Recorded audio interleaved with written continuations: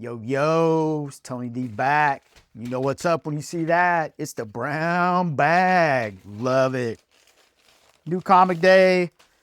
Still getting my pre-orders online, but I'm doing everything I can do to support the local comic shop. This is a banger for me. I've been seeing advertisements in other comic books with Bring on the Bad Guys, but it's the covers, man. Bermejo, man. He is awesome. I really just want the cover. His covers are legit. I think he's doing cover A for all of them. Boom, right there.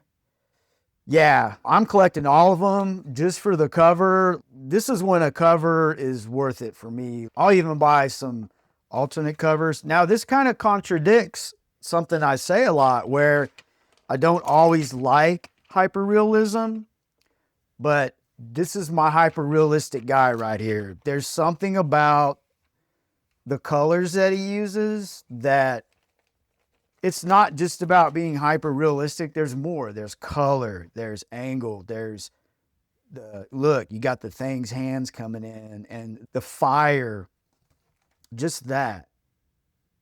There's more to it than just drawing something hyper-realistic. And he's got the gift.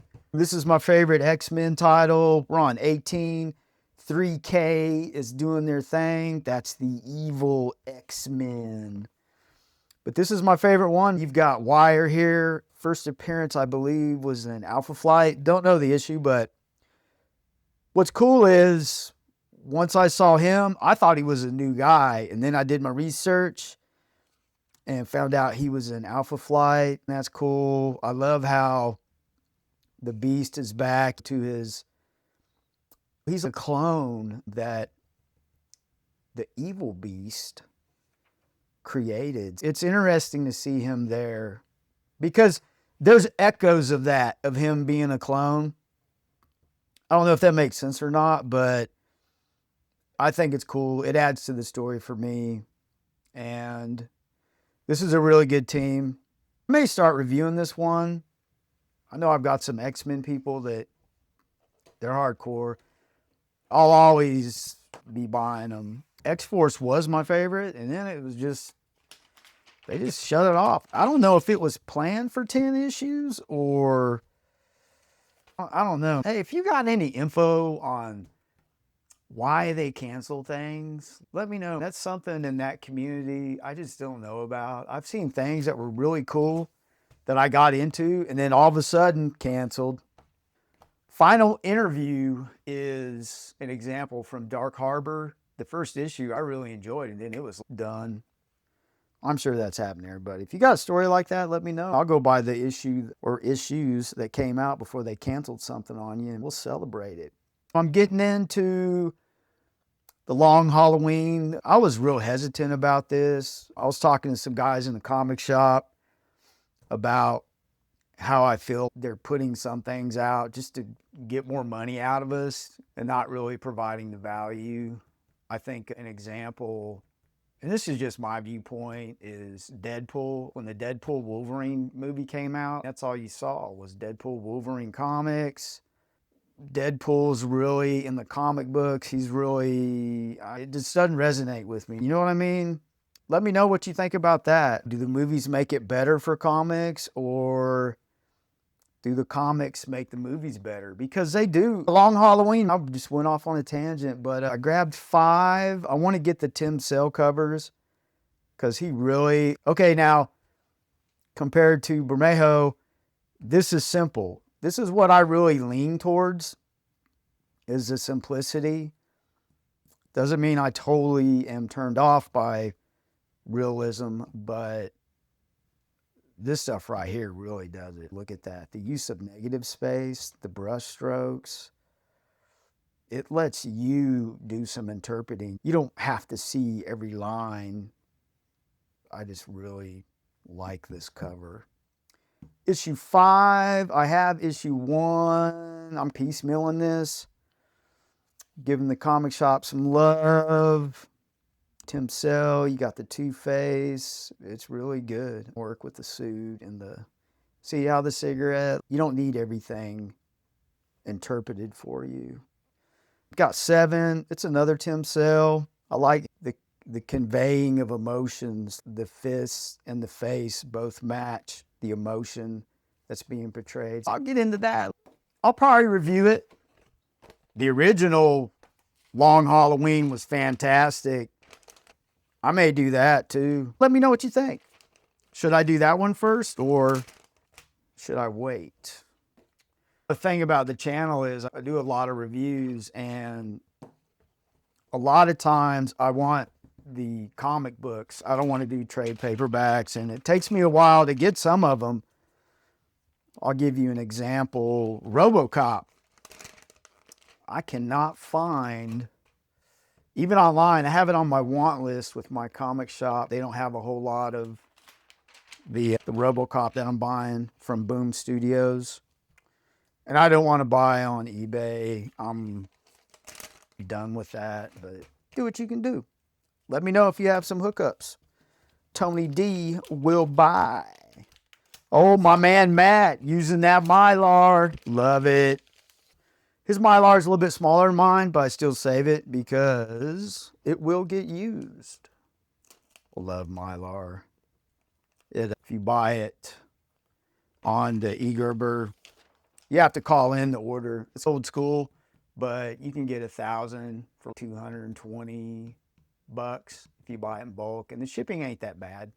But for me, it's worth it. It lasts a while, but I'm getting close. I think I have 400 left, but yeah, JLA 9. There was something about this issue. I jumped in this series a little bit after this. I believe it was 2000. Yeah, I totally remember they started changing paper.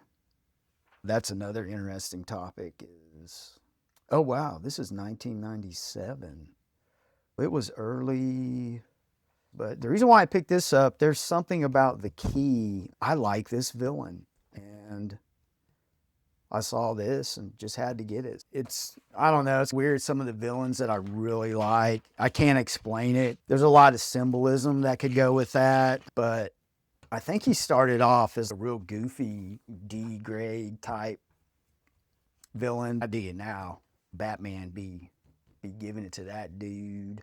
I was slumming. I always like to get some back issues of something while I'm in there. It's totally worth it for me.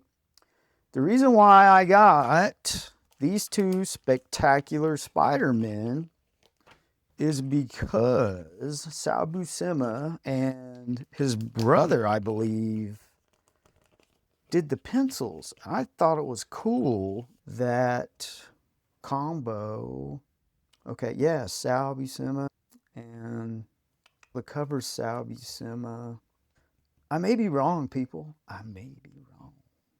But any Buscema, good artwork. Look at that. Sal Buscema has a great flow to his figure drawing. And I use the word flow because look at it. It looks like it flows off of his pencil. It's not sketchy, if that makes sense. It has a certain style to it that appeals to my eye. It's good stuff. It's clean. It really is.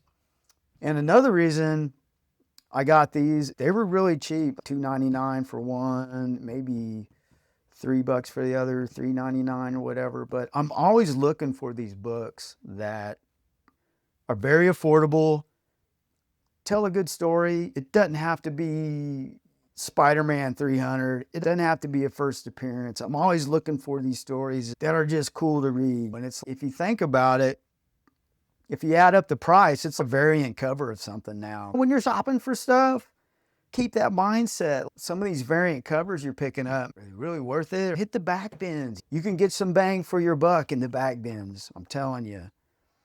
It doesn't have to be Frank Miller, Batman Year One. It just doesn't. When you're reading stories, you can get lost even in something that the media is not hyped up. I think speculation has driven people away from some cool books. If you're ever in Speeding Bullet Comics in Norman, Oklahoma, tell Dan I said hi. I love seeing Dan. I love talking with him. We're from the same era.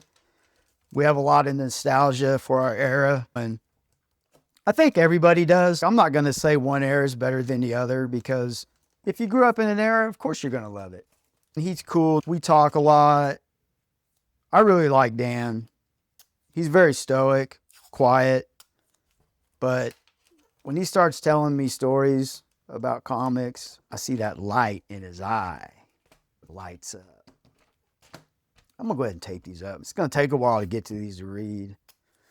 Yeah, do you have that problem too? As your pile gets big, you got to schedule time to read. That's kind of, I used to be a pretty innocent reader. Right now in my comic career, I buy a lot of comics. Not for the channel, just that's what I do.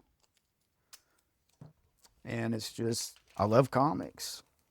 I'm always looking for those great stories that are affordable. And stories that people have. There's some comics that I have. It's just a time in my life when I had them, made them special. And I think that's cool. I think a lot of people have those stories. When I'm looking for those stories, I can tell them. That's a big part of what the channel's for, is get your stories out there. It's cool. Everything's cool on this channel. Totally open. It's all positivity. I try to stay away from negativity. I think I'm doing a pretty good job. But new comic day, get that.